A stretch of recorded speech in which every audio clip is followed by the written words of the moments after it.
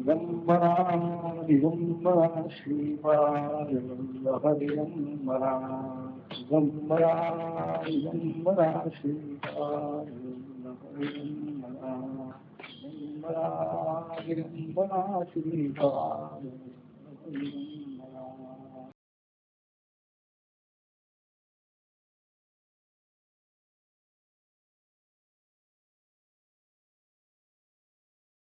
त्याला अत्यंत त्रास होऊ लागला.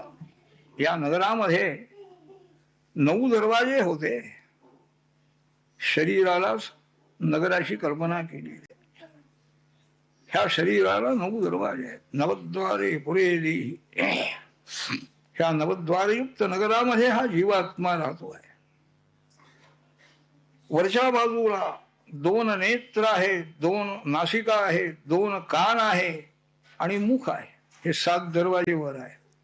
आणि मलमूत्र विसर्जन करण्याचे हे 2 असे 9 दरवाजे आहेत. असा त्या नगराला वेढा पडलेला आहे. आणि या सैनिकांनी त्या 9 दरवाजातून आत प्रवेश केला आणि त्या पुरंजन राजाला बांधून बाहेर काढण्याचा प्रयत्न त्यांचा झाला. आपल्या स्त्रीकडे त्याचं लक्ष गेलं. मी गेल्यानंतर या स्त्रीचं संरक्षण कोण करी.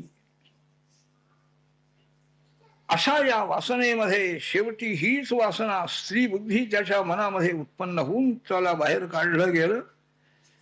त्यामुळे पुन्हा दुसऱ्या जन्मामध्ये त्याला स्त्री रूप प्राप्त झालेलं आहे. स्त्रीचा जन्म त्याला आलेला आहे. मोठा राजकन्यास तो झालेला आहे. एका उत्तम दुसऱ्या राजपुत्राबरोबर त्याचा विवाह झाला. उत्तम प्रकारचा आणखी संसार सौख्य मिळालेला आहे. आणि या आपल्या स्त्रीला बरोबर घेऊन तो राजपुत्र अरण्यामध्ये गेलेला आहे मुलाला राज्य देऊन.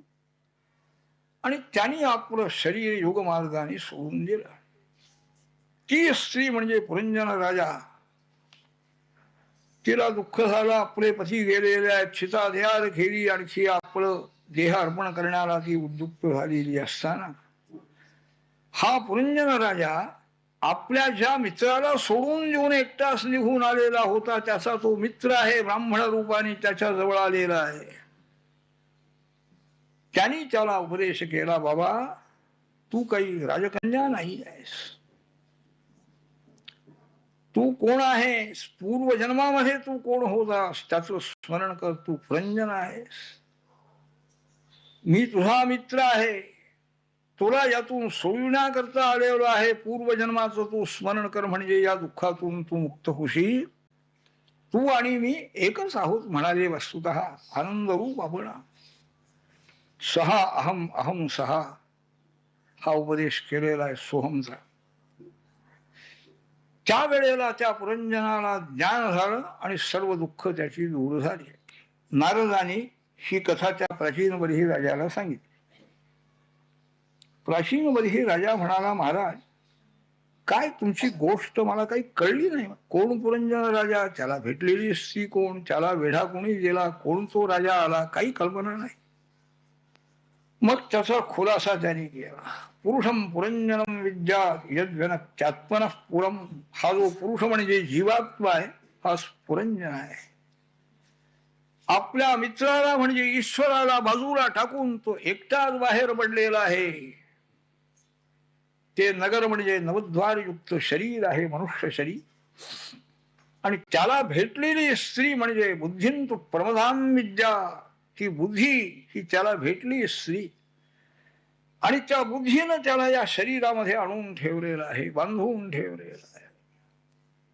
ईश्वर भक्ती नाही, आत्मानात्म विचार नाही, ज्ञान मार्ग नाही, काही नाही. केवळ आणखी कर्मामध्ये निमग्न झाला, संसारामध्ये आसक्त झाला पुरंजन राजा. पुन्हा त्याला स्त्री जन्म घ्यावा लागला. परमेश्वर त्या ठिकाणी पुन्हा आलेले आहेत. त्यांनी जरी मित्राला सोडून गेलं होतं तरी मित्रांनी त्याला सोडलं. त्याला येऊन उपदेश करू आणि त्याचा उद्धार केलेला आहे. नारद सांगतात, राजे साहेब तुम्ही काही हा विचार करा. काय करता यज्ञ करून काय करणार. तुम्ही यज्ञामध्ये जेवढे पशु मारलेले आहेत ते सगळे तुमची वाट पाहतायत वरती. केव्हा हा राजा येतो, आपल्या शिंगाने त्याचं शरीर केव्हा फाडून टाकावं वाट पाहताय. काय करता हे कर्म करू, असा त्याला उपदेश केला. आणि नंतर त्याला ज्ञान झाले. त्यांनी सांगितलं, नारद महाराज, हे आमच्या ह्या उपाध्यायांना हे काही माहिती नाही असं दिसतं. त्यांनी मला एक यज्ञ झाला की दुसऱ्या यज्ञाची यादी माझ्या पुढे लगेच आली. तुम्ही दाखवलेला जो मार्ग आहे त्या मार्गाने जाण्याची मला इच्छा उत्पन्न झाली. ही इच्छा उत्पन्न होणंच शक्य नाही आहे. कर्मामध्ये आसक्त झालेला आहे, कर्माच्या फलामध्ये आसक्त बुद्धी झालेली आहे. ते किती विनाशी आहे किंवा अविनाशी आहे इकडं लक्षच जात नाही. आणि प्रयत्न करायचा, पुन्हा फल मिळवायचं, पुन्हा प्रयत्न करायचा, यासारखा आणखी काल एक जन्म नाही अनेक जन्म यात जात आहे. ईश्वर व्हायच्या भक्ती मार्गाकडे लक्ष जाणं, ज्ञान मार्गाकडे लक्ष जाणं, कोणीतरी असा महात्मा भेटल्याशिवाय हे होत नाही. प्राचीनमध्ये राजा हा आणखी सत्संगही करण्याकरता बाहेर पडलेला आहे. संतांच्या मार्गदर्शनाने त्यांनी आपला उद्धार करून घेतलेला आहे. हे चरित्र आणखी प्राचीनमध्ये राजाचं आणखी यांनी सांगितलं मैत्रेय महर्षी.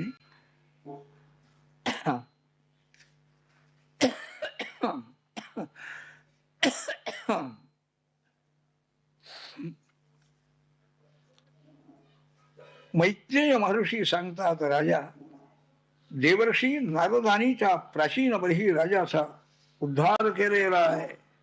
कथारूपाने त्याला बोध करून आणि त्या कथेचं जे काही खुलासा आहे तोही त्याला केला. यानंतर आता मैत्रेय महर्षी आणखी विदुरजी यांचा संवाद संपलेला आहे. पुष्कळ आणखी विचार झाला. दोघेही आणखी जिज्ञासू विदुरजी, ज्ञानी मैत्रेय, दोघांचा संवाद म्हणजे अत्यंत विचार करण्यासारखा. त्यात भक्ती मार्ग आहे, कर्म मार्ग आहे, पतिव्रता धर्म आहे, सकाम भक्ती आहे, निष्काम भक्ती आहे, सगळं आहे. सनत्कुमारांनी पशुराजाला उपदेश केलेला आहे. सगळं अनेक प्रकारचे विषय याच्यामध्ये आलेले आहेत. ते सगळंही विदुरजींनी ऐकलेलं आहे. आणि त्यांना वाटलं आता पुष्कळ झालं, बरं ऐकलं इतकं पुरे झालं, निश्चित मार्ग समजलेला आहे. आणि त्यांची आज्ञा घेऊन वंदन करू विदुरजी आणखी हस्तिनापुराला आले. धृतराष्ट्र राजालाही आणखी उपदेश करून त्यालाही घेऊन गेलेले आहेत. त्याचाही उद्धार केला. आणि नंतर विदुरजीही पुन्हा यमलोकाला निघून गेलेले आहे. आता मनुराजाचा दुसरा पुत्र म्हणजे प्रियव्रत नावाचा आहे. तो प्रियव्रत, त्याचंही राज्य त्यांनी कसं केलं वगैरे ते चरित्र सांगतायत शुकाचार्य महाराज. राजाने, परीक्षित राजाने विचारलं, महाराज प्रियव्रत राजा नारदांचा भक्त आहे, नारदांच्या आश्रमात राहणारा, आणि त्यांनी पुन्हा संसारात तो कसा गुंतला म्हणाले, राज्य कशा करता त्यांनी केलं. हे असे सर्वसंग परित्याग करणारे भगवत कृपा संपन्न जे महात्मे आहे त्यांचा आणखी संसारामध्ये त्यांचं मन कधीही गुंतून राहत नाही. काय आहे हे चरित्र मला सांगा, अशी प्रार्थना केली असताना शुकाचार्य महाराज सांगताय, राजा भगवान श्रीहरीची सेवा करण्याचं आणखी ज्यांच्या मनामध्ये निश्चय झालेला आहे भगवत कृपेनं, असे जे भगवत भक्त आहे त्यांचं अंतःकरण आणखी या विषय सुखाकडे कधीही जाणार नाही. हे योग्य तू सांगितलंस ते. प्रियव्रत राजपुत्र हा मनु राजाचा मुलगा हाही असाच होता, मोठा भगवत भक्त. नारद ऋषींच्या आश्रमामध्ये राहून नारदांची सेवा गुरुभक्ती करतो आहे. परमार्थ मार्गाची त्याला पूर्ण कल्पना आलेली आहे, म्हणून संसारापासून बाजूला त्याचं मन झालेलं आहे. मनुराजाने त्याच्या पित्याने त्याला सांगितलं, प्रियव्रता हे राज्य आता तू सांभाळ, आमचं काम झालेलं आहे, तुझं कर्तव्य आहे राज्य करणं. पण प्रियव्रताने सांगितलं, पिताजी मला राज्य करायचं नाही आहे, मला आमच्या गुरु महाराजांची सेवा करायची आहे, त्यांच्या जवळच मला राहायचं आहे, मी राज्य करणार नाही. हे ब्रह्मदेवांना समजलं. त्यांचा नातूच होता हा प्रियव्रत. म्हणजे ब्रह्मदेव त्याला भेटण्याकरता आले सत्यलोकातून विमानात बसून. पिताजी आल्याबरोबर, आपले हे आल्याबरोबर त्यांनी नमस्कार केला प्रियव्रताने ब्रह्मदेवाला, आणि ब्रह्मदेवानी त्याला थोडासा उपदेश केले, पूजा वगैरे त्यांनी केली. आणि भगवान ब्रह्मदेव झालो. निबोध तातेदमृतं ब्रवीमि मासूयितुं देवमर्हस्य प्रमेयम् वयं भवस्ते तत एष महर्षिः वहाम सर्वे विवशा यस्य दिष्टम्. प्रियव्रता, तू रागावू नकोस म्हणाले. मी भगवान शंकर, हा तुझा पिता मनुराजा, हे सगळीही त्या परमेश्वराच्या आज्ञेमध्ये आम्ही आहोत. त्याच्या आज्ञेनं जे काही आमचं कर्तव्य म्हणून आमच्या वाट्याला आलेलं आहे ते आम्ही करतो आहोत. तपानी, विद्येनं, योग सामर्थ्याने आणखी परमेश्वराची प्राप्ती होणार नाही. त्याची इच्छा, परमेश्वराचा जो संकल्प झालेला आहे त्याच्या विरुद्ध कोणीही वागू शकत नाहीये. सुख मिळालं पाहिजे म्हणून मला संसारात पडायचं नाही, मला नारदांची सेवा करायची, तू ठरविलं असशील म्हणाले. पण तू जन्माला कुठं आलेला आहेस? तू राजपुत्र होऊन जन्मलेला आहेस. तुझं कर्तव्य देवाने नेमून दिलेलं आहे, त्याच्या विरुद्ध तुला वागता येणार नाही, तुझा संकल्प सिद्ध होणार नाही. ईश्वराची आज्ञा आम्ही सुद्धा मान्य करून राहतो. प्रियव्रता, मला वाटत नाही का बाबा, काय म्हणाले, मला काम नेमून दिले देवाने. सर्व जीवांशी कर्म तपासून त्यांना त्यांच्या त्यांच्या योग्य शरीरामध्ये घालायचं, जन्म द्यायचा, हे काम माझ्याकडे आहे. काय झोप आहे काय? अहोरात्र हे काम चाललेलं आहे. लक्षावधी जीव जन्माला येत आहेत, लक्षावधी जात आहेत, चाललेलं आहे काय. पुरे झालं असं मलाही वाटतं म्हणाले. पण त्याची आज्ञा आहे, त्यांनी नेमून दिलेलं आहे, ते करायला पाहिजे. तेव्हा तुझं कर्तव्य म्हणजे ईश्वराने नेमून दिलेलं राज्य करणं हे तुझं कर्तव्य आहे, ते तुला करावं लागेल. राज्य कर, पित्याची आज्ञा आहे, ईश्वराची आज्ञा आहे, त्याप्रमाणे काही काल तू राज्य कर म्हणा. गृहस्थाश्रम उत्तम रीतीनं करून मग जाऊन राहा नारदांच्या जवळ. पित्याची आज्ञा मान्य करायला नको का तुला? आणखी ब्रह्मदेव सांगतात, घरदार सोडून अरण्यामध्ये गेलं म्हणजे आपलं कल्याण होतं हे तुला कोणी सांगितलं म्हणे. भयम प्रमत्तस्य वनेपि गच्छतः यतस्य आस्ते सहर्षट समत्नः. ब्रह्मदेवांचा उपदेश आहे. कर्ममार्ग सोडू नये असं त्यांचं म्हणणं आहे. संयमाने राहिलं पाहिजे. जर आणखी ज्याच्या मनामध्ये, मनावर ज्याचा ताबा नाही, वाटलं मनाला सोडून जावं हे घरदार आणि जावं वनामध्ये, अरण्यामध्ये देवाची उपासना करावी, पण त्याला भीती आहे. इंद्रियांशावर ज्याचा ताबा नाही असा जर आणखी अरण्यामध्ये निघून गेला तर 6 शत्रू बरोबर घेऊन तो गेलेला, इकडं त्याचं लक्ष नाही. काम, क्रोध, लोभ, मद, मोह हे सगळे शत्रू आहेत. सगळ्या अरण्यामध्ये जाऊन सुद्धा त्याचा तिथं आणखी अधःपात होतो आहे. 60,000 वर्ष विश्वामित्राने तपश्चर्या केली, ब्रह्मर्षी होण्याकरता वसिष्ठांची स्पर्धा केलेली आहे. वसिष्ठांच्या प्रमाणे मीही ब्रह्मर्षी होईल. आणि ती मेनका अप्सरा भेटली, गेलं सगळं नाही.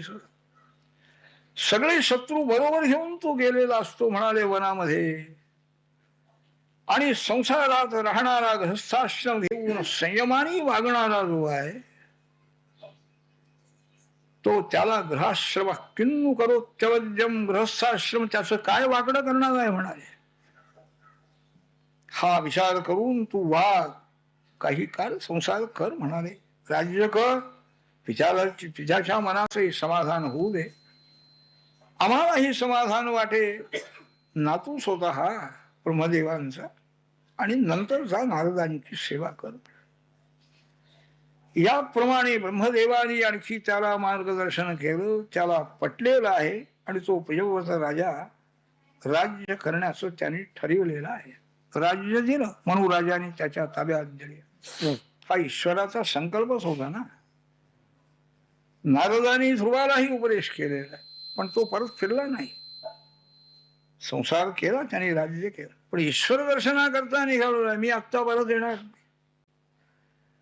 प्रियव्रतानी पुढं जा म्हणून सांगितलं ब्रह्मदेवाने. नाही, आत्ताच जाणार मी, माझं काम झाल्यानंतर मी नंतर संसार करी. अर्थ असं नाही बोलला नाही. ह्या ईश्वराचा संकल्प ठरलेलाच आहे ना. त्याप्रमाणेच त्यांनी आणखी कबूल केलं. आणखी राज्य करायला त्यांनी आरंभ केलेला आहे. भगवंतांचं चिंतन मात्र त्याला निरंतर आहे. नारदांची कृपा आहे. ईश्वराचं स्मरण करून ईश्वरार्पण बुद्धीनं सर्व कारभार त्याचा चाललेला आहे. प्रियव्रत राजा राज्य करू लागलेला असताना सूर्यनारायणांच्या फिरण्यामुळे, गतीमुळे दिवस रात्र हा विभाग होतो आहे. रात्रीच्या वेळेला सूर्यकिरण इकडं पडत नाही, म्हणून प्रियव्रत राजा एका तेजस्वी रथामध्ये बसून सूर्याबरोबर फिरतो आहे. आपल्या राज्यामध्ये निरंतर प्रकाश पाहिजे ह्या इच्छेनं. त्यावेळेला त्याच्या रथचक्राने भूमीमध्ये 7 द्वीप तयार झाली आणि 7 समुद्र तयार झालेले आहे. असा पराक्रमी राजा समर्थ होता.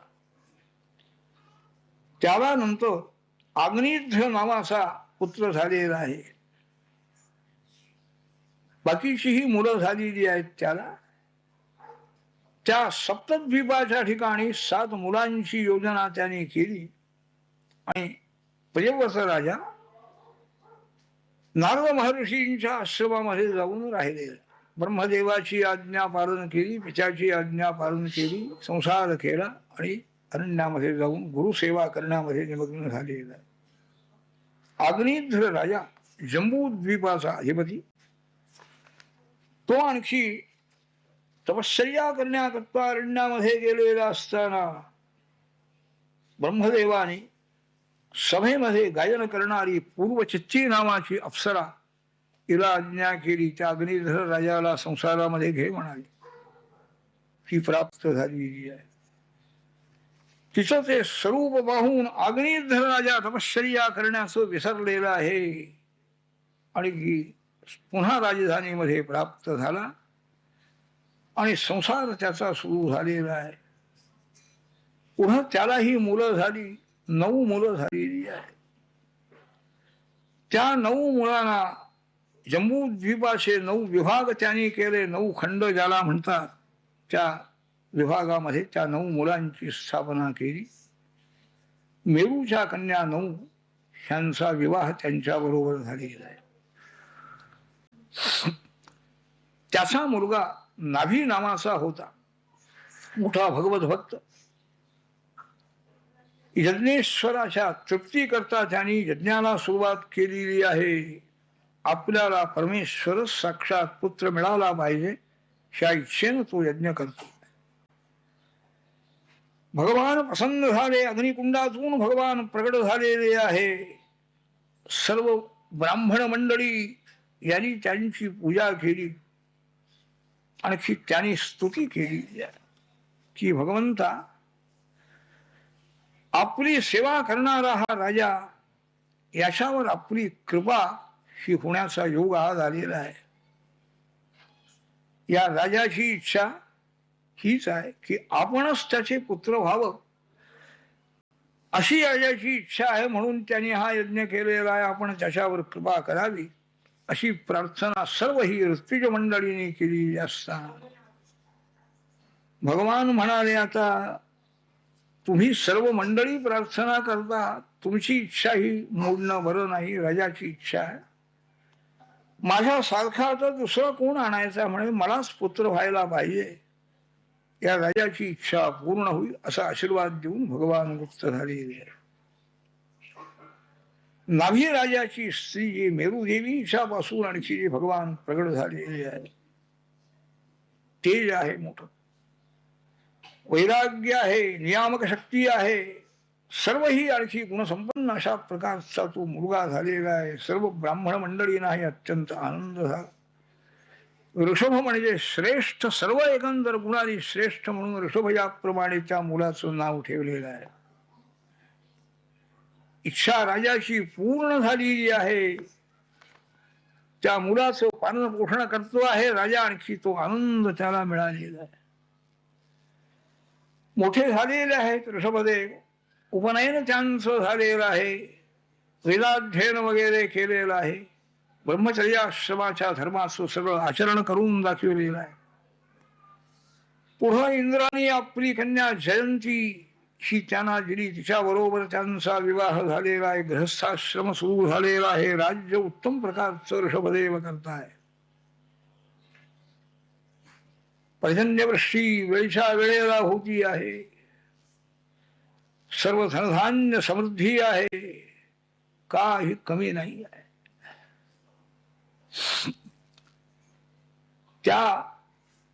त्यांनाही मुलं झालेली आहेत. पुढं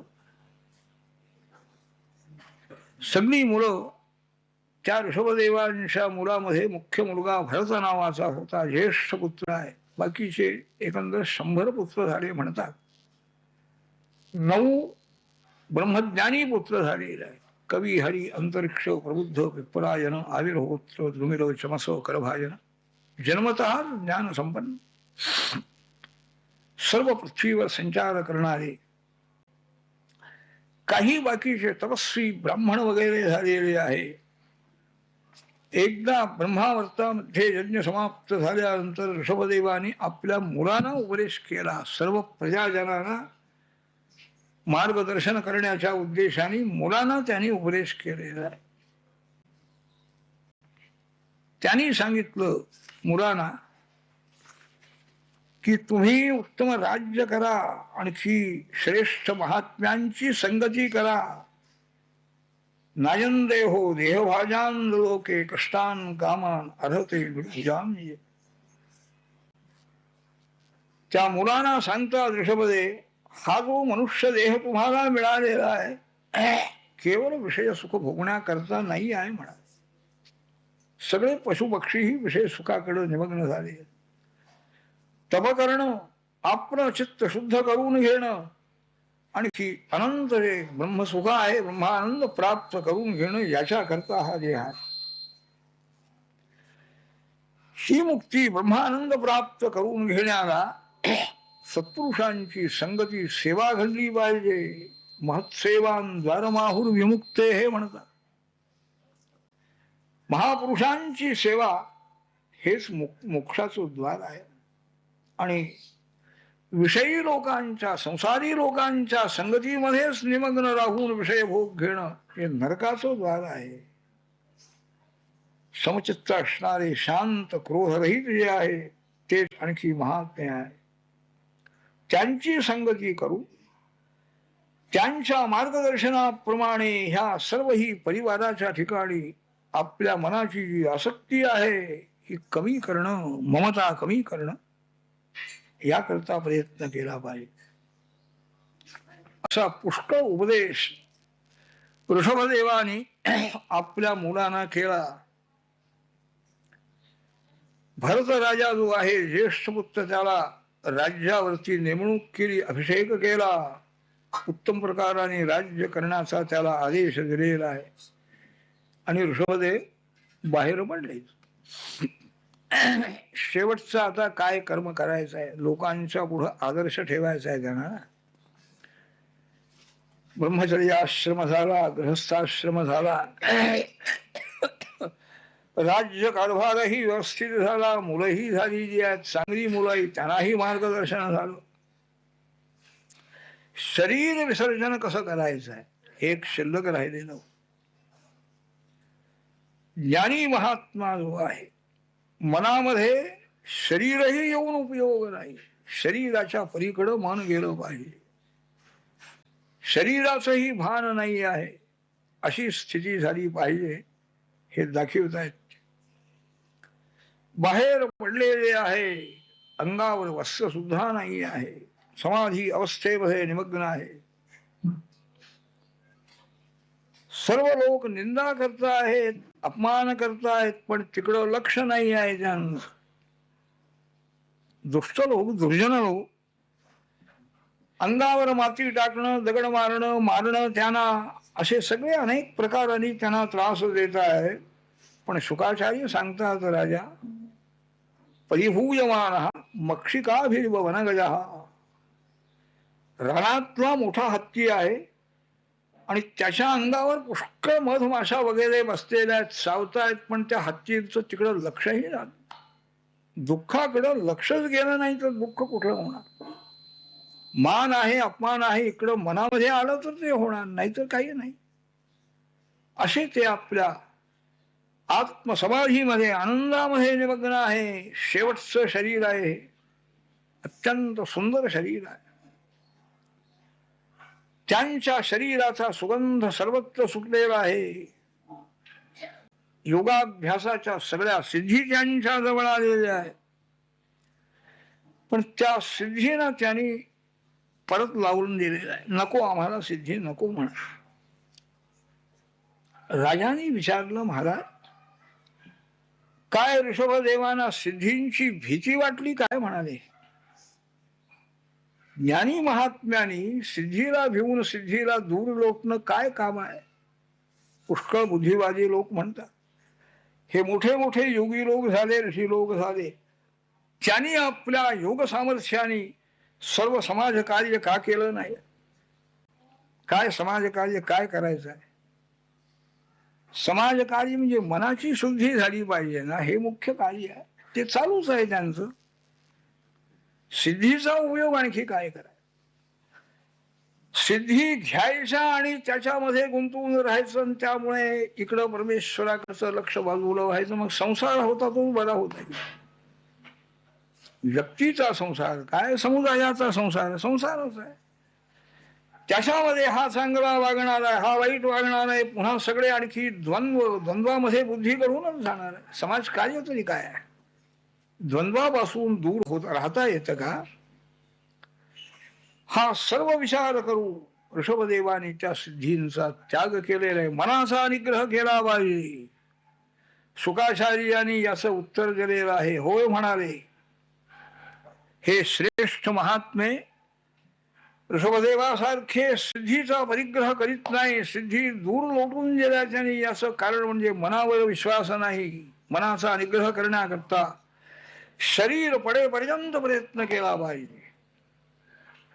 मन ताब्यामध्ये आमच्या आलेलं आहे असं समजून राहिला की केव्हा बिघडेल याचा नियम. हे सांगण्याकरता, दाखविण्याकरता त्या सिद्धी त्याने लुटून गेलेली. कुठंही संग उपयोग नाही. मन गुंतवून राहिला म्हणजे सिद्धीमध्ये गुंतवून राहिल्यानंतर त्याचं कल्याण काय होणार?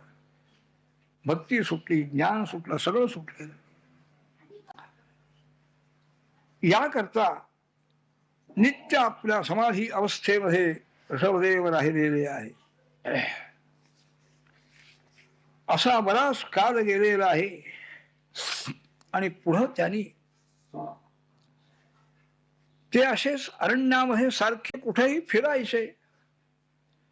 असेच फिरता फिरता कर्नाटक प्रांतामध्ये एका डोंगरावरून अरण्यातून ते निघालेले असताना शरीराचं जिथं भानच नाही, शरीर म्हणजे मी आहे ही तर बुद्धी केव्हाच गेलेली आहे, त्या शरीराकडं लक्ष नाही.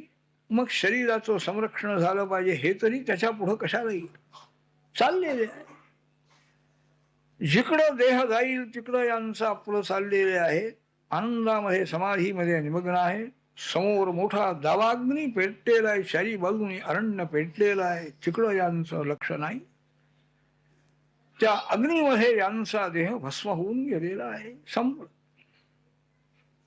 देहाची अवस्था काय होणार आहे काय, काही लक्ष नाही. काळजी कशाला? देहाची जिथं काळजी नाही तिथं संसाराची, परिवाराची काळजी कुठली आहे? सगळे निश्चिंत होणं, निश्चिंत राहणं हे ज्ञानी मनुष्याचं मुख्य लक्षण आहे. कोणाचीही चिंता नाही. स्वार्थी मनुष्य जो आहे, पक्का स्वार्थी, तो इतका राहू शकत नाही, त्याला देहाची तरी चिंता असते. नास्तिक आहे, कुठेही लक्ष देणार नाही, पण देहाकडे लक्ष देणार आहे, ते त्याचं सुद्धा. ही देहाचीही चिंता यांची गेलेली आहे. मग बाकीची अहंता नाही आणि ममता नाही, त्यामुळे मुक्त झालेले आहे. हा मार्ग जो आहे, अध्यात्म विद्या काय आहे, त्याची साधनं कशी आहे, ती सगळी आचरण करून वृषभदेवाने दाखवली. भगवंतानीच हा अवतार धारण करून आणि सर्वांना त्यांनी उपदेश केलेला आहे. भगवंताची अशी कृपा आहे, भजन करणारे भक्त जे आहेत त्यांची परीक्षा पाहतात भगवान. काय पाहिजे बाबा? मुक्ती घेऊन जा म्हणाले, मुक्ती देतात. मुक्ती मागितली तरी मुक्ती देतात, त्याला मुक्त करतात ते ज्ञान देऊन. पण एखादा भक्त जर मला मुक्ती नको आहे, मला तुमची भक्ती पाहिजे, मग मात्र ते विचार करते, भक्ती द्यावी का याला? राहील का त्या भूमिकेवर योग्य रीतीनं? इतका भक्तियोग दुर्लभ आहे. आपल्या निजानंदामध्ये निमग्न असणारे सर्व लोकांना हा मार्ग दाखविण्याकरता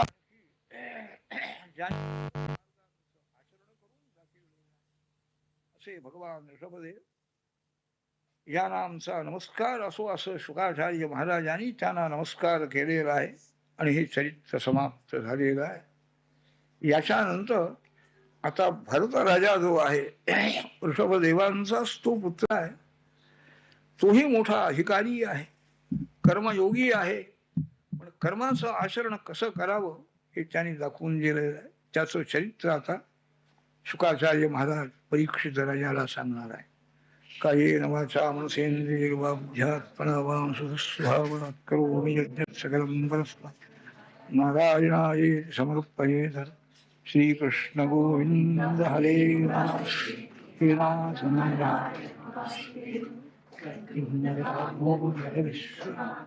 मुकुंद विष्णु भगवान. श्रीकृष्ण गोविंद हरे नाथ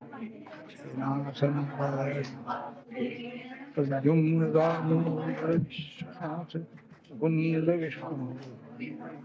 दिगंबरा दिगंबरा श्रीपाद वल्लभ दिगंबरा. दिगंबरा दिगंबरा श्रीपाद वल्लभ दिगंबरा.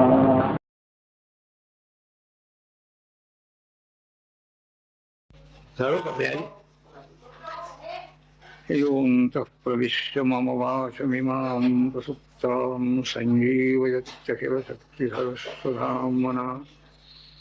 अन्यांश्च हस्तचरणश्रवणत्वगादीन् प्राणान् नमो भगवते पुरुषाय तुभ्यम्.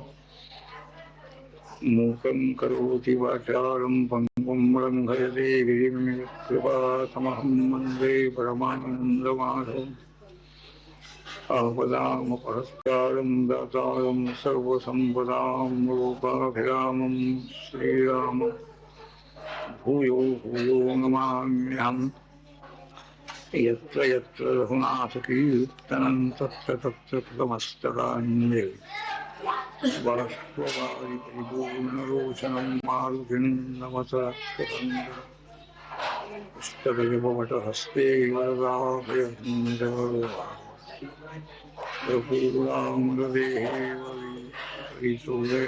मम वाचम्. हरे नमः हरे नमः हरे नमः. श्री गणेशाय नमः. श्री गुरुचरणारविन्दाभ्यां नमः. श्री शुक उवाच.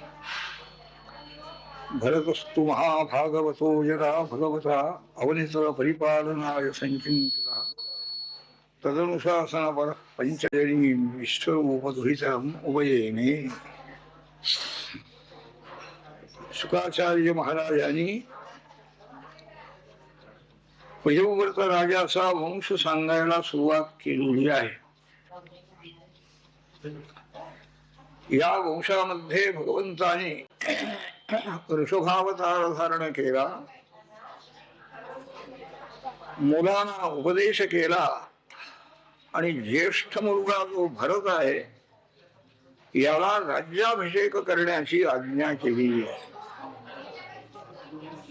पित्याच्या आज्ञेप्रमाणे भरताने विश्वरूपाची कन्या पंचजनीच्या बरोबर विवाह केला. सुमती, राष्ट्रभृत, सुदर्शन, आवरण, आणखी धूम्रकेतू असे 5 पुत्र त्याला झाले. या देशाला पूर्वी अजनाभ वर्ष असं म्हणत होते. भरत राजा राज्य करू लागल्यानंतर त्याच्या आणखी कीर्तीमुळे भारतवर्ष हे नाव या देशाचं पडलं. कर्मयोगी होता मोठा. यज्ञयागादिक जी कर्म वेदरूपाने ईश्वराने आणखी दाखवलेली आहेत ती सगळी कर्म आपण करायची असं त्यांनी ठरवलं. पुष्कळ ज्ञान संपन्न होता तो. आपल्या पूर्वजांनी ज्याप्रमाणे राज्य केलं, अत्यंत प्रेमाने प्रजाजनांचं संगोपन केलं, त्याप्रमाणेच तो आणखी पालन पोषण करतो. लहान मोठे अनेक यज्ञ श्रद्धेनं त्यांनी केलेले आहे. यज्ञ कर्म करण्याच्या वेळेला त्याची भावना बुद्धी कशी होती हे सांगतायत आचार्य महाराज. संप्रचरत्सु नाना यागेषु विरचितांग क्रियेषु अपूर्वम यत्तत् क्रियाफलं धर्माख्यम परे ब्रह्मणे यज्ञ पुरुषे सर्वदेवता लिंगानां मंत्राणां अर्थ नियामकतया साक्षात् कर्तरी परदेवतायां भगवती वासुदेवे एव भावयमानः आत्मनैपुण्य मृदित कषायः हविषु अध्वर्युभिर्गृह्यमाणेषु स यजमानः यज्ञभाजो देवांस्तान् पुरुषावयवेषु अभ्यध्यायत. यज्ञयाग वगैरे वेदामध्ये पुष्कळ सांगितलेले आहे. ते यज्ञ सुरू झालेला असताना यज्ञाचं फल म्हणजे धर्म ज्याला म्हणतात पुण्य, ते पुण्य त्यांनी भगवान वासुदेवाला समर्पण करावं. अर्पण करणं याचा अर्थ आपण कर्ता नसून ईश्वरच कर्ता आहे ही बुद्धी धारण करणं म्हणजे समर्पण आहे. कर्तृत्व अभिमान आपल्याला होतो कारण फल आपल्याला पाहिजे असतो, फलाची कामना असते. फल भोगणारा जर मी आहे तर मीच कर्ता आहे अशा अभिमानाने कर्म जर झालं तर ते कर्म बंधक ठरत आहे. त्या कर्माचं फल भोगण्याकरता त्याला पुन्हा जन्म घ्यावा लागतो. पण यांनी भगवान वासुदेवालाच कर्म फल समर्पण करावं. फलभोक्ता वासुदेव आहे, माझं फल नाही. कर्ता हा आहे आणि भोक्ता वासुदेव कसा हो. ज्यांनी करायचं त्याला त्याचं फल मिळायचं. तर त्याची जी बुद्धी आहे मी करता नाही. यज्ञातल्या सर्वही देवतांचा नियामक तो आहे परमेश. बुद्धीचा नियामकही तोच आहे. यज्ञ करण्याला लागणारी जी माझी बुद्धी मी म्हणतो ती बुद्धी त्याचीच आहे, त्याच्या हातात आहे. आपुलिया बळे नाही बोलवत सखा कृपावंत वाचा त्याची, ही बुद्धी तुकाराम महाराजांनी दाखवलेली आहे. वाणी, इंद्रिय, मन हे सगळंही त्याच्या अधीन आहे. म्हणजे बुद्धीला जर प्रेरणा झाली, इच्छा ही बुद्धीला होणार आणि इच्छेनंतर कृती होणार. इच्छा करणं हेच कार्य बुद्धीचं नसून त्याला प्रेरक शक्ती जी ईश्वर आहे त्याचं कार्य आहे. अर्थात खरा करता तोच ठरलेला आहे ना. हा जरी एक प्रतिनिधी म्हणून म्हणजे प्रेरणेमुळे सांगितल्यामुळे करतो आहे, तरी मुख्य कर्तृत्व परमेश्वराचा आहे. साक्षात करता तो आहे. म्हणजे अहंकार नाही, कर्तृत्व अभिमान गेला. तोच करता आणि तोच भोगता आहे. सगळं यज्ञाचं पुण्य त्याने परमेश्वराचं आहे. त्याच्याकडे जेवून टाकलं आपण काही नाही. यज्ञामध्ये ज्या इंद्राजिक देवता आहेत, त्या सर्व इंद्राजिक देवता म्हणजे विश्वरूपी जो परमात्मा आहे त्याच्या शरीरामध्ये अंतर्गत आहे. अवयव त्याच्याच अवयवामध्ये. ही एक भावना आहे. देवता निराळ्या नाही आहे. देवता स्वरूप तोच आहे, कर्ताही तोच आहे आणि फलभोक्ताही तोच आहे. म्हणजे कर्म किती शुद्ध झालेलं आहे हे सांगतायत आचार्य महाराज. अशा त्या शुद्ध कर्माचरणामुळे आणखी त्याच्या चित्तामध्ये भगवत भक्ती निर्माण झाली. ती भक्ती रोज वाढती आहे. हजारो वर्षोपर्यंत राज्य केलेलं आहे, अनेक यज्ञ केले, प्रजापालन उत्तम प्रकाराने केलेलं आहे. सर्वांचा आणखी त्याच्यावर पूर्ण विश्वास आहे आणि अरण्यात जाण्याचं त्याने ठरवलं. जे काही राज्य त्याच्या वाट्याला आलेलं होतं ते सर्व त्याने आपल्या मुलांना वाटून दिलेलं आहे. आणि आपल्या राजवाड्यातून भरत राजा बाहेर पडला. पुलह ऋषींचा आश्रम ज्या बाजूला होता तिथं येऊन राहिलेला आहे. गंडकी नदी त्या ठिकाणी वाहती. भगवान श्रीहरी तिथं राहत आहे. ज्या गंडकी नदीमध्ये 40 शिला प्राप्त होत आहे. रोज राजाने त्रिकाल स्नान करावं. आता काही राज्याचा काही भार नाही, चिंता नाही, काही नाही. सगळं मुलावर सोपविलेलं आहे. निश्चिंत मनाने, शांत मनाने भगवंताची पूजा करावी. कंद मूल फल वगैरे आणावी अरण्यातून. तुळसी आहे, दुर्वा आहे, फुलं आहे. देवाची पूजा करावी. विषय वासना मनातल्या सगळ्याही दूर झालेल्या आहे. सगळं विसरून गेलेलं आहे. राजवाडा, मुलं व सगळे आप्त सगळ्यांना विसरून गेले. अशा रीतीनं त्याचं पूजन चालू आहे, नामस्मरण चालू आहे, ध्यान चालू आहे. त्यामुळे अत्यंत आनंद, शांती त्याला मिळाली. आणि जास्तीत जास्त भगवंताची भक्ती, प्रेम मनामध्ये जास्तीत जास्त वाढायला लागले. आनंदाश्रू नेत्रातून व्हावे. अंगावर रोमांच उत्पन्न होत आहेत. सात्विक जे अष्टभाव आहेत ते सगळे उत्पन्न व्हावे. भगवंताच्या चरणाचं चिंतन करतो आहे, ध्यान करतो आहे. पूजा झाली तरी पूजा विसरून जावी त्याने.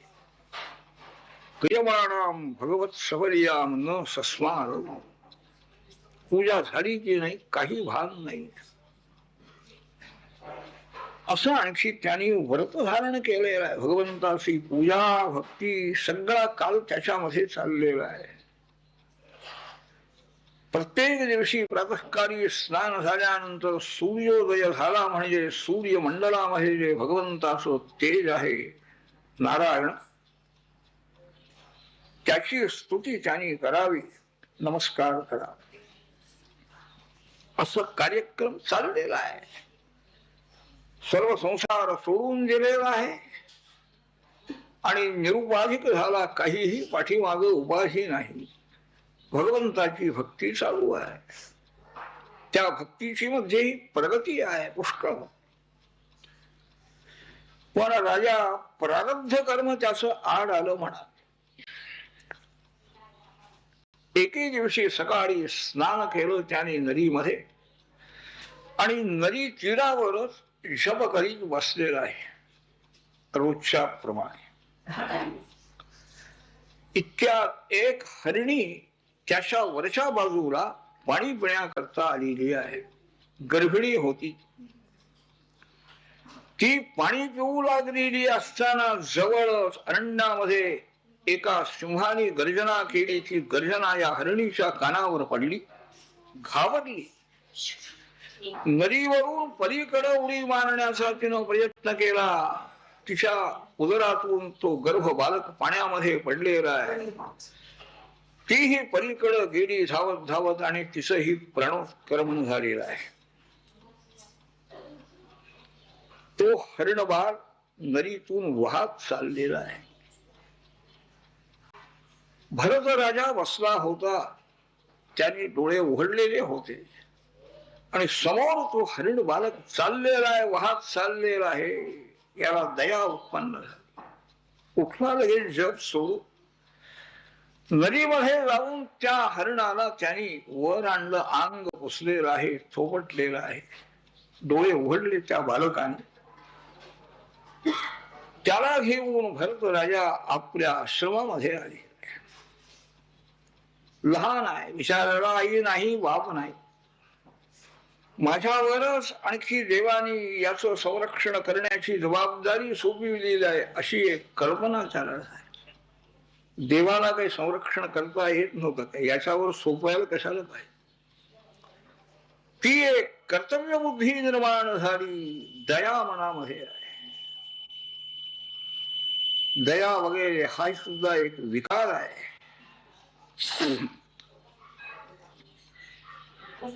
चाललेलं आहे. पालन पोषण करणं. हळूहळू तो हरिण बालक मोठा होतो आहे. स्नानाला जाताना कुठेही आणखी अरण्यामध्ये जाताना त्याला खांद्यावर घेऊन जावं त्याने. कारण पाठीमाग अरण्यामध्ये सिंह वाघ वगैरे कोणी प्राणी येतील आणि या हरणाला मारून टाकतील. ही आणखी ममता त्याच्या मनामध्ये निर्माण झाली. आत पूजा करीत असताना सुद्धा बाहेर त्याने आणखी डोकावून पाहावा आहे की नाही, का गेला एकटा गेला म्हणजे त्याला कोणीतरी मारती, हे विचार मनामध्ये येत आहे. 24 तास भगवंताचं नामस्मरण आहे, ध्यान आहे, पूजन आहे, असा ज्याचा काल चाललेला होता त्या भरत राजाचा आता सगळा काळ त्या हरणाच्या आणखी पालन पोषणामध्ये जायला लागले. हे अर्थात प्रारब्ध आहे. प्रयत्न त्याचा किती झालेला आहे. सर्वसंग परित्याग करून येऊन राहिलेला आहे. मुलं बाळ सगळी सोडून, राज्य संपत्ती सोडून दिलेली आहे. पण इथं या हरणाच्या रूपाने ते प्रारब्ध त्याला आणखी आडवा आले.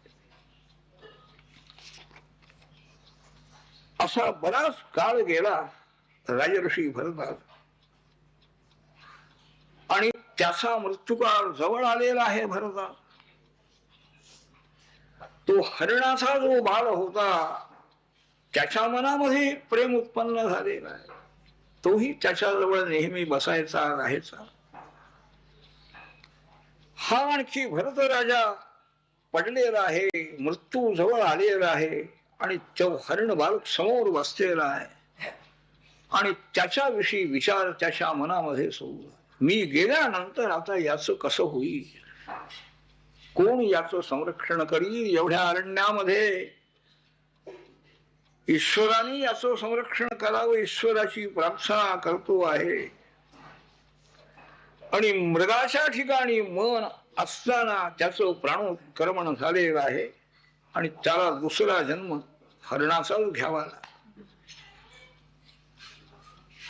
पण हरणाच्या जन्माला केलेल्या भरत राजाला पूर्व जन्माचं स्मरण राहिलेलं आहे, विसरला नाही. मृत्यू म्हणजे सर्व विसरून जायचं आहे. पण याला त्याच्या भक्तिमार्गामुळे, भक्तीमुळे, कर्मामुळे स्मरण राहिले आणि पश्चात्ताप झाला. अरे अरे, काय म्हणाले, मी माझ्या मार्गातून भ्रष्ट झालो. परमेश्वरापेक्षा या हरणालाच मी जास्ती समजलो. त्याचं पालन पोषण करण्याची जबाबदारी माझ्यावर आहे. हे अभिमान आहे माझा. अभिमानाने आणि त्याचं पोषण करण्यामध्ये माझा सगळा काळ गेला. भगवंताची भक्ती सुटली. आणखी मला हरणाच्या जन्माला यावं लागलं.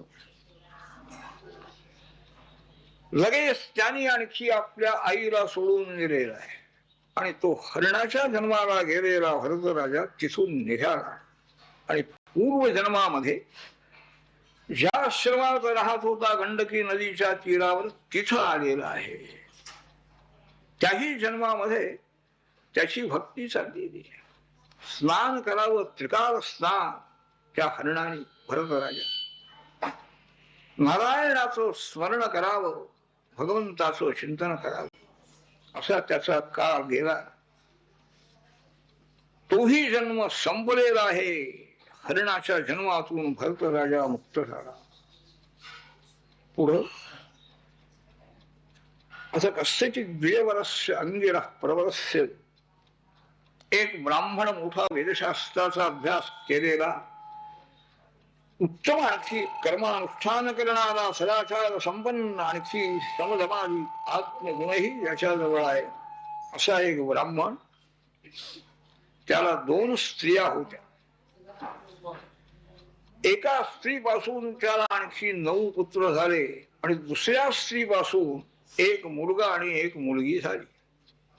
तो जो मुलगा झाला दुसऱ्या स्त्रीपासून, हरण जन्मात ज्याचा संपलेला आहे असा भरतराजा आणि या ब्राह्मणाचा मुलगा म्हणून जन्माला.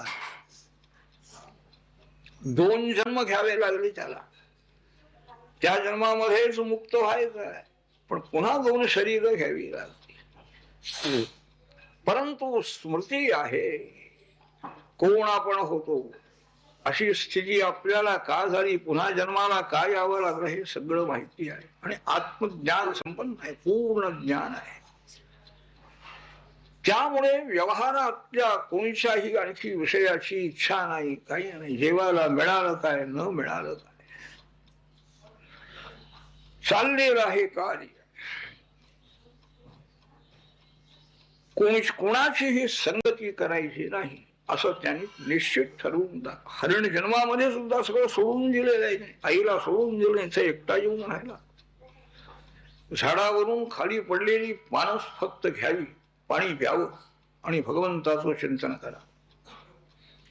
आता जन्माला आलेला आहे आणि कोणाचीही संगती असू नये, कुणीही आपल्याला आणखी या ठिकाणी प्रेम करू नये म्हणा, अशा करता त्यांनी आपली वृत्ती आणखी दुसऱ्यांना दाखविण्याकरता कोणीही हाक मारली तरी ऐकायला आलं नाही असं दाखवायचं कशाला, याला यायचंच नाही.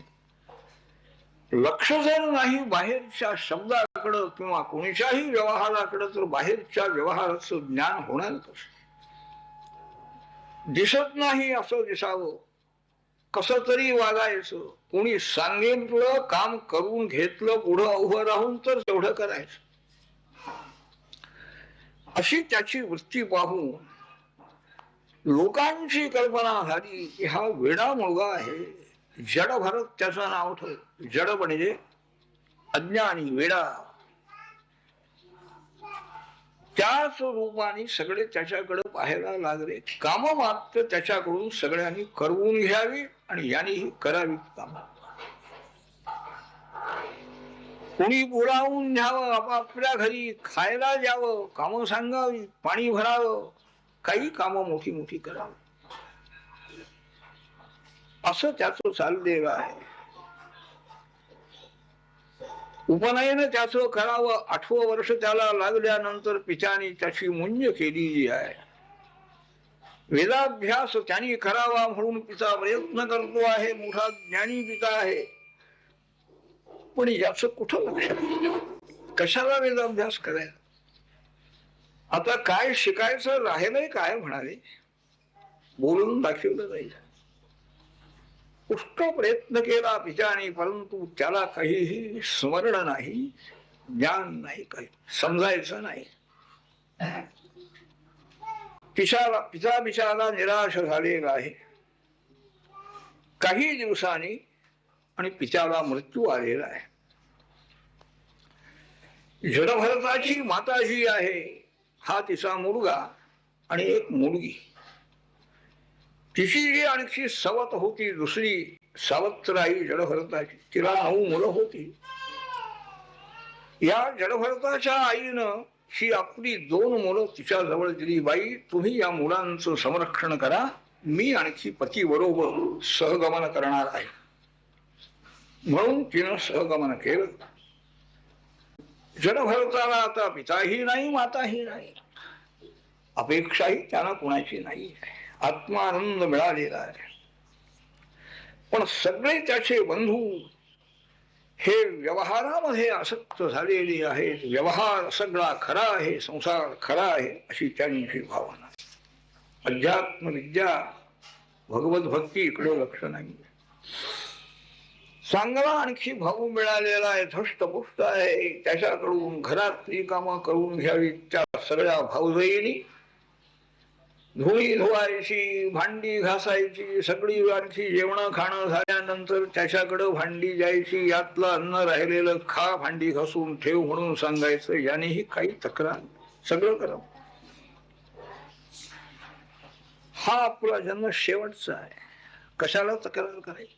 संपणार आहे केव्हा? पुढे जन्म नाही, दुःख नाही, का आहे? हा एक पूर्ण विश्वास आहे. अशा प्रकारचं कार्य चाललेलं आहे. शेतामध्ये पाठवावं बंधूंनी, शेत राखायचं काम त्याला सांगावं, तिथेही बसून राहायचं आहे. थंडी वारा काय, पांघरायला वस्त्र आहे, आहे नाही नाही, पण शरीर चांगलं आहे, धष्टपुष्ट, आत्मानंद मिळालेला आहे. आणि चिंता कशाची नाही. देह म्हणजे मी आहे या आणखी अज्ञानाने देहाची चिंता निर्माण. देहाचे संबंधी सगळेही आणखी आप्त माझे आहे ही ममता निर्माण झाली म्हणजे त्यांचीही चिंता निर्माण होईल. जितकी ममता वाढेल तितकी चिंता आहे. काय काही नाही, अहंता नाही आणि ममता नाही. मी केवळ आनंद स्वरूप आहे, चिदानंद रूप शिव केवलोहम. आनंद स्वरूप कोणाशीही माझा संबंध नाही आहे, कोणी माझे संबंधी नाही आहे. कोण? जग कुठं आहे? सगळ्या त्या बंधूंनी कामं करवून घ्यावी, लोकांनीही कामं करवून घ्यावी आणि त्याला काहीतरी खायला द्यावं, त्यांनीही समाधान मानून यावं. शेतातली कामं करण्याकरता ही बंधूंनी त्याला पाठवावं. तीही कामं त्यांनी करावी. कुठं जमीन उकरायची, कुठं काय करायचं, समोर उभा राहून मात्र सांगावं लागायचं. सांगितल्यानंतर थोडा वेळ केलं की बसला समाधी लागली आहे. तर एके दिवशी हा जडभरत आहे, शेत राखण्याकरता शेतामध्ये बसलेले आहे, डोळे झाकून बसलेले आहे. काय पक्षी आले, काय गेले, काय धान्य नेलं काय, परंतु ते रक्षण ईश्वराकडून होत होत. यांचं लक्ष ईश्वराकडे आहे. कबीरजींच्या आईने सांगितलं, अरे कबीरा, शेला विणायला बैस तू त्या मागावं. यांनी जाऊन बसाल आणि मर्यादा पुरुषोत्तम रामचंद्रांचं स्मरण झाल्याबरोबर काम बंद झालेलं आहे. शेले विणायचे, विकायचे, परंतु हे आणखी त्या रामचंद्रांच्या ध्यानामध्ये निमग्न असताना सुद्धा तो माग चालत होता, शेला विणला जात होता. आणि त्या शेऱ्याला बाकीच्या शेऱ्यापेक्षा जास्ती किंमत येत होती बाजारामध्ये. कोण करत आहे? तशी स्थिती आहे. शेतामध्ये बसून राहिलेल्या जडभरत, तहान नाही, भूक नाही, काही नाही. त्या बाजूला एक चोरांचा राजा होता, त्याची मोठी टोळी होती. त्याला मुलगा नव्हता. त्यांनी आपल्या देवीला नमस केलेला आहे, मला जर मुलगा झाला तर तुला नरबळी मी देईल. आणि झाला मुलगा. नवस फेडण्याकरता एका मनुष्याला त्या चोराने धरून आणलेला आहे. रात्रीची वेळ आहे आणि नजर चुकवून तो मनुष्य पळून गेला. राजदूत शोध करायला निघाले. वेळेला तो मिळाला पाहिजे ना, बळी देण्याच्या वेळेला. शोध करता करता हे जडभरत ज्या आणखी शेतामध्ये बसलेले होते गोळे तिथं हे राजदूत आहे. त्यांची दृष्टी यांच्यावर पडलेली आहे. काय धष्टपुष्ट शरीर, उत्तम शरीर आहे, पांघराला नाही, अंधाराला नाही. शरीराची काळजी जेवढी घेतली जाते तशी काळजी काहीच प्रसंग नाही, लक्षच नाही, तरी शरीर उत्तम आहे. आणि त्यांना वाटलं की बरं आहे की हा म्हणाले, तो गेला तर जाईना का, कोणी मिळाला की याला बळी देऊ आपण. चला हो उठा म्हणाले. उठले. कुठं जायचं, कुठं काही पत्ता नाही. शेतातलं काम माझ्याकडे दिलेलं आहे, काही नाही. कर्म सुटलं पाहिजे, सोडून उपयोग नाही, विसरून गेलं पाहिजे, म्हणजे खरा संन्यास आहे. कोणचं आपलं कर्म आहे, काय, काही कर्म नाही, कर्माच्या अधीन आहे. सर्व एकंदर धर्माच्या साधनाच्या अधीन झालेले आहे. ते राजदूत आणखी यांना घेऊन आलेले आहे. गुहेमध्ये मोठं मंदिर बांधलेलं आहे. भद्रकाली देवीची पूजा झालेली आहे. यांनाही आणखी स्नान घातलं, भोजन उत्तम प्रकारचं दिलेलं आहे. शांतपणाने भोजन आहे. उत्तम वस्त्र नेसायला दिली. गळ्यामध्ये उत्तम माळा चांगल्या सुगंधी पुष्पाच्या घातलेल्या आहेत. आणि देवीची महापूजा संपल्यानंतर देवीच्या समोर एक कट्टा होता, तिथं त्यांना बसा म्हणाले. बसलेले आहे. काही चौकशी नाही. त्यांना कळलेलं नसेल असं नाही, कशा करता आणलेला आहे काय, परंतु मनामध्ये काहीही विकार नाही. मला मृत्यू येणार आहे, मारणार आहे. कुणाला मारणार आहे? नैनं छिंदन्ति शस्त्राणि नैनं दहति पावकः नशैनं क्लेदयन् चापः. ही स्थिती आत्मस्वरूपाची भगवान सांगताय. त्या आत्मस्वरूपाचं चिंतन चालू. मला काही शस्त्राचा आघात होणार नाही, काही नाही. कोणत्याही पंचभूतांच्याकडून किंवा कोणत्याही याच्याकडून मला मृत्यू नाही. नैसर्गिक अमर मी आहे ना, हे प्रत्यक्ष ज्ञान झालेलं आहे. नुसतं गीता वाचून, श्रद्धेनं गीता वाचून आणखी हे करणारे लोक फाशी घालण्याच्या वेळेला सुद्धा नैनं छिंदन्ति शस्त्राणि नैनं दहति पावकः, अमर आहे मी, ही श्रद्धा भावना धारण करून फसावर गेलेला आहे. त्यांनाही मृत्यूची भीती वाटली नाही. मग या महात्म्याला मिटली कसली वाट? शांतपणाने मांडी घालून बसलेली आहे. तो जो त्यांचा पुरोहित होता चोरांचा, याचा आता शिरच्छेद करायचा. याचं मस्तक देवीच्या पायावर टाकायचं, तोडून टाकायचं. त्या खडगाचं अभिमंत्रण केलं आणि ते खडग तलवार उचलली ज्यानी. देवीला हे सहन झालेलं. माझ्या समोर एक ब्रह्मज्ञानी महात्म्याला मारतायत हे लोक. काय म्हणाले? हिंसेचं यांना काही वाटत नाही. कोणाचाही प्राण घ्यायचं म्हणजे यांना काही वाटतच नाही. कोणाचा प्राण घेत आहे? देवीला राग आलेला आहे आणि ती देवी एकदम त्या मूर्तीतून बाहेर प्रगट झाली. तलवार उचललेली आहे हातामध्ये. त्या पुरोहिताने त्याच्या हातात ती तलवार हिसकावून घेतली आणि त्याचाच प्रथम शिरच्छेद देवीनं केला. सर्व चोर जमलेले होते, त्यांचा राजा त्या सर्वांचा शिरच्छेद केलेला आहे आणि देवी अदृश्य झाली. त्याचही काही नाही. न प्रहृष्टे प्रियम प्राप्य नोद्विजे प्राप्य चाप्रियम हर्षामर्ष भयोद्वेगैहि मुक्तो यस्य च मे प्रियः. काही विकार. आपण मरण टळलं आहे, आपण सुटलो म्हणूनही आनंद नाही आहे. आपल्याला मृत्यू येणार आहे म्हणून भीतीही नाही, विषादही नाही. म्हणून देवीला यावं लागलं. शुकाचार्य सांगतात, हे राजे, हे जडभरत हे उठलेले आहे, बाहेर पडलेले आहे. श्रेष्ठ पुरुषांना त्रास देणारे, त्यांचा नाश करण्याचा प्रयत्न करणारे जे आहे, त्यांचाच नाश होतो. जडभरते त्यातून मुक्त झालेले. परीक्षित राजा, यात आश्चर्य वाटण्यासारखं काहीही नाही आहे. कारण स्वतःचा शिरच्छेद होणार आहे हे प्रत्यक्ष पाहत असताना सुद्धा चित्तामध्ये कोणतीही गडबड नाही आहे. शांत प्रेक्षक म्हणून पाहताय. हे केवढं सामर्थ्य आहे. देहात्मभाव, देहाचा अभिमान यांचा मुक्त उपाय गेलेला आहे, पूर्ण गेले.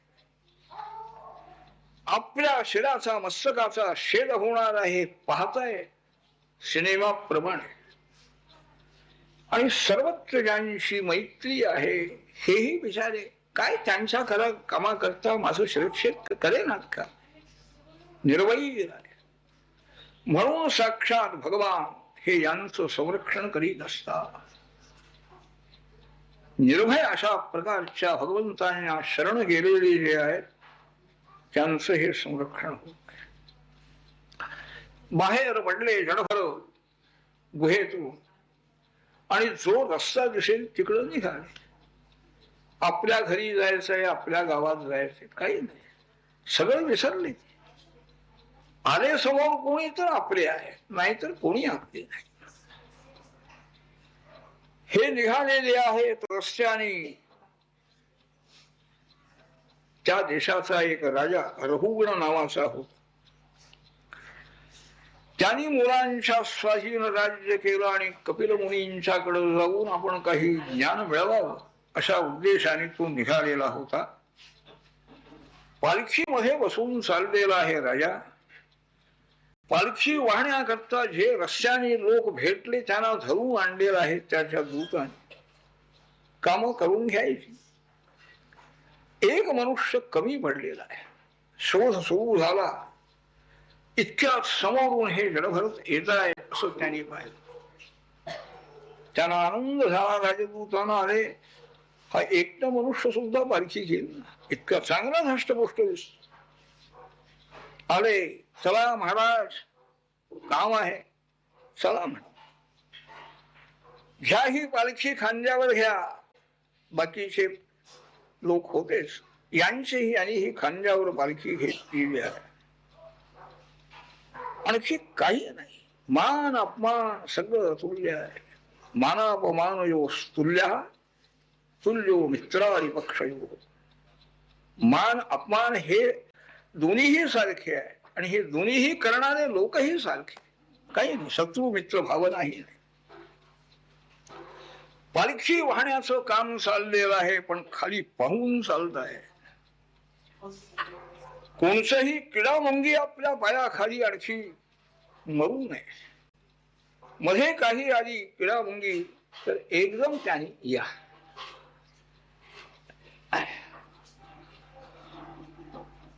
उडी मारावी पलीकडं.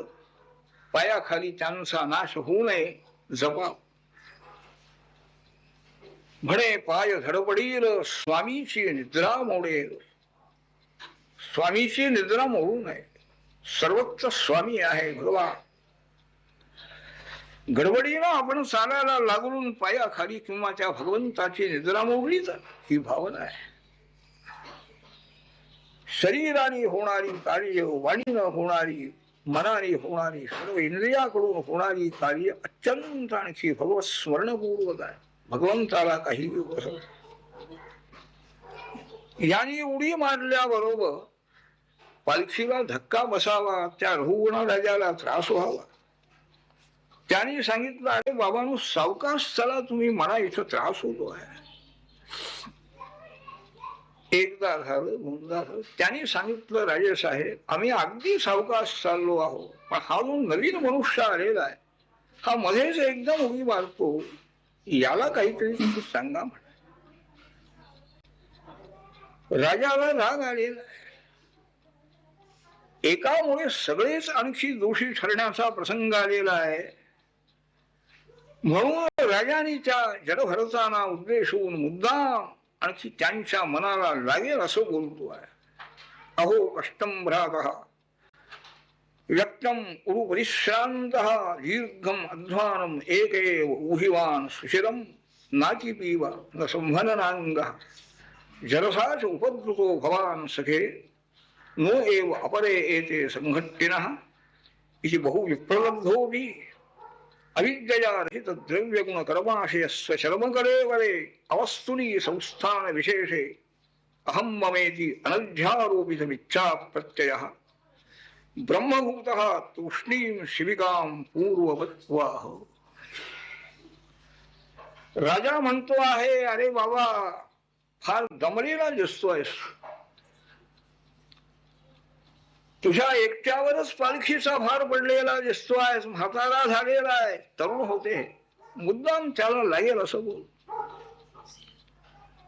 आणि फार वेळ हा भार तुझ्या खांद्यावर झाल्यामुळे तू दमलेला दिसतो आहेस. हे बाकीचे लोक आहे, हे काही दिसते ना, हे दमलेले, तुला श्रम झालेले फार दिसत आहे, सावकाश चाल म्हण असं मुद्दाम त्याला आणखी टोचून बोलतो आहे राजा. पण त्या शब्दाकडे लक्ष नाही आहे. स्वतःच्या शरीराकडे ज्यांचं लक्ष नाही, त्या शरीराला उद्देशून जे शब्द वापरले जात आहेत तिकडे कुठलं लक्ष आहे. हे शेवटचं शरीर आहे, संपणार आहे. आता जगाचा संबंध माझा संपणार आहे, कशाला बोले ना विचार. विद्येनं तयार झालेलं हे शरीर अवस्तुभूत आहे, खरं नाही, खोटं आहे. त्या शरीराला मी कशाला समजायचं. शिरच्छेद होण्याच्या वेळेला सुद्धा ज्यांना काही वाटलं नाही त्यांना राजा सोडोस बोलला म्हणून काय वाटणार आहे. इतकी मनोभूमिका तयार झाली. शांतपणाने पालखी वाहण्याचं काम झालं. पुन्हा धक्का बसला पालखी. अतिशय रागावलेला आहे तो रघुगुण राजा आणि रागाने म्हणतो आहे, अरे तुम जीवन मृत आहात, तू जिवंत आहेस की मेलेला आहेस. म्हणाले, मी कोण आहे तुला माहिती आहे की नाही, मी राजा आहे, तुला चांगली शिक्षा मी करीन, दंड करीन. वाटेने तसं बोलतो आहे राजा. आणि उपदेश श्रेष्ठ पुरुषांच्याकडून घेण्याकरता निघालेला आहे, ज्ञान मिळवण्याकरता निघाला. आश्चर्य वाटलं शिरभृतांना. थोडस त्याचे डोळे उघडावे, त्याचं प्रारब्धच राजाचं उदयाला म्हणून यांना बोलण्याची बुद्धी झाली. त्यांनी बोलायला आरंभ केले. तजोदितम व्यक्तम अविप्रलब्धम भर्तुसमेस्याद वीरभारा गंतुनि जलिस्याद अधिगम्य मध्वा पीबेति राशौ नविदां प्रवादः स्थौल्यं कार्श्यं व्याधयः आधयश्च क्षुत्रुड भयं कलिरिच्छा जराच निद्रा रतिर्मन्युरहं मदश्रुचः देहेन जातस्य हि मे न संधी. काय राजे साहेब, काय बोलला आपण. दमलाय, श्रम झालेले आहे. कोणाला उद्देशून बोलला आपण. मला काही भार झाला नाही तर श्रम कुठले आहे. कुठं जायचं, काय जायचं, कसं, काही मला माहिती नाही. म्हणा तू मोठा आणखी कसं झालेला आहेस, फार म्हातारा झालेला आहेस. कुणाला म्हणाला तुम्ही. स्थूल किंवा कस हे देहधर्म आहेत राजेश आहे. आधी व्याधी सर्व ही देहाचे धर्म. प्रेम करणं, त्याचप्रमाणे रागावणं, निद्रा वगैरे सगळे ही देहधर्म आहे. मला काही देह जन्माला आलेला आहे, त्या देहाबरोबर मी जन्माला असं आजपर्यंत मी समजलो होतो. मला जन्म नाही, मृत्यू नाही. मला कोणतेही विकार हे देहाचे नाही आहेत, संभवत नाही आहे. दिगंबरा दिगंबरा श्रीपाद वल्लभ दिगंबरा